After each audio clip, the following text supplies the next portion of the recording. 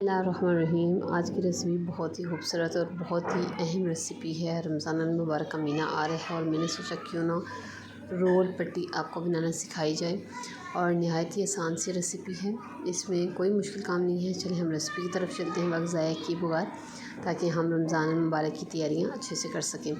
ہم نے 1 کپ میدا لیا ہے، ہم لیں گے اس کے ساتھ ہم لے رہے ہیں تھوڑا سا نمک۔ 1 کپ کے حساب سے آپ ٹیسٹ کے حساب سے آپ نمک لے لیں چٹکی سا، اور چٹکی ہم نے اس میں اجوائن ایڈ کی ہے۔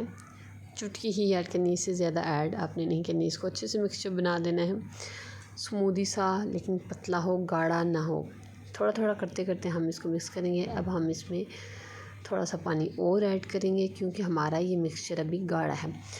یہ بنانا بہت ہی آسان ہے، آپ آرام سے گھر میں بنا سکتے ہیں۔ رول پٹی باہر سے اگر ہم لیتے بھی ہیں تو وہ اتنی جڑی ہوئی ہوتی ہیں کہ ان کو نکالتے ٹائم وہ ٹوٹ جاتی ہیں۔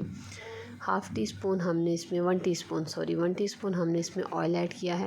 ہماری کوانٹٹی کم ہے، ہم نے آپ کو جسٹ دکھانے کے لیے کہ آپ یہ گھر میں بھی بنائیں، اس لیے ہم نے ابھی یہ بنائی۔ ہم انشاءاللہ رمضان المبارک سے 1 دن پہلے ہم اچھی سی سموسہ پٹیاں بنا کے اپنے سموسے تیار کر کے رکھ دیں گے۔ اسی طرح آپ بھی تیار کر لیں، وقت کا ضائع مت کریں۔ یہ دیکھیں ہماری سموسہ پٹی تیار ہے، اس کو پلٹنے کی ضرورت نہیں ہے۔ آپ نے سافٹلی اس کو توے پہ ڈالنے کے بعد اس کو ہلکی آنچ میں پکنے کے لیے رکھنا ہے۔ اگر آپ کا ہاتھ نظر آ رہا ہے تو اٹس مین آپ کی سموسہ پٹی پرفیکٹ ہے۔